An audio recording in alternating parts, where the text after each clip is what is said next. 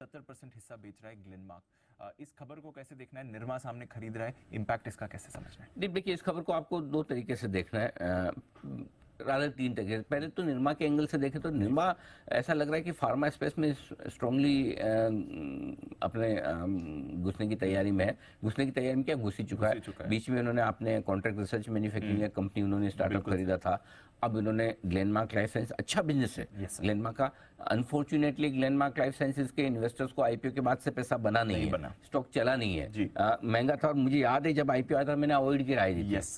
ऐसा कम होता है कि ग्लेनमार्क जैसी पेरेंटेज वाली कंपनी हो, अच्छे बिजनेस वाली कंपनी हो, जिसको हम अवॉइड दें, जैसे कि आईसीआईसीआई सिक्योरिटीज, जैसे कि पेटीएम, इन पे अवॉइड की राय देना बड़ी चीज है, आसान नहीं होता। हमने ग्लेनमार्क पे भी कहा कि महंगा है और यही प्रूव हुआ है।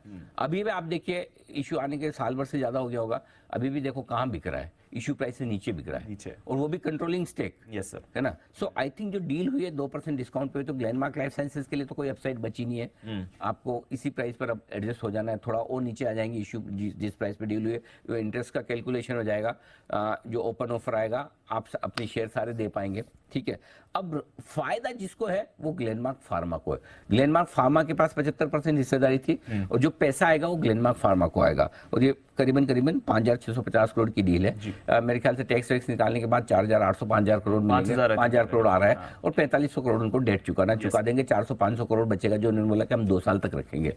तो ग्लेनमार्क फार्मा के लिए अब वो डेट फ्री हो जाएंगे, थोड़े शांति से बैठेंगे, अब आगे सोचेंगे बिजनेस क्या करना है। अच्छा वाला बिजनेस बेचा है, कचरा नहीं बेचा, तो उस हिसाब से नेगेटिव है, लेकिन उनके लिए ज्यादा जरूरी ये था कि कर्ज कम कर लें, वो उन्होंने कर लिया। सो अब आगे ग्लेनमार्क फार्मा के मैनेजमेंट को प्रूव करना है कि हम बिजनेस को और बड़ा कर सकते हैं। रहा सवाल स्टॉक प्राइस का, कल ऑलरेडी बड़ा इंटरेस्टिंग है, दीप के ऊपर के भाव से 880 के भाव से 820-25 तक एक शार्प करेक्शन आया है। देखिए फर्स्ट हाफ में बहुत मजबूत था, तो कल कहीं न कहीं ये अंदाजा था कि डील आ रही है, और उसके पहले प्रॉफिट बुकिंग हुई है।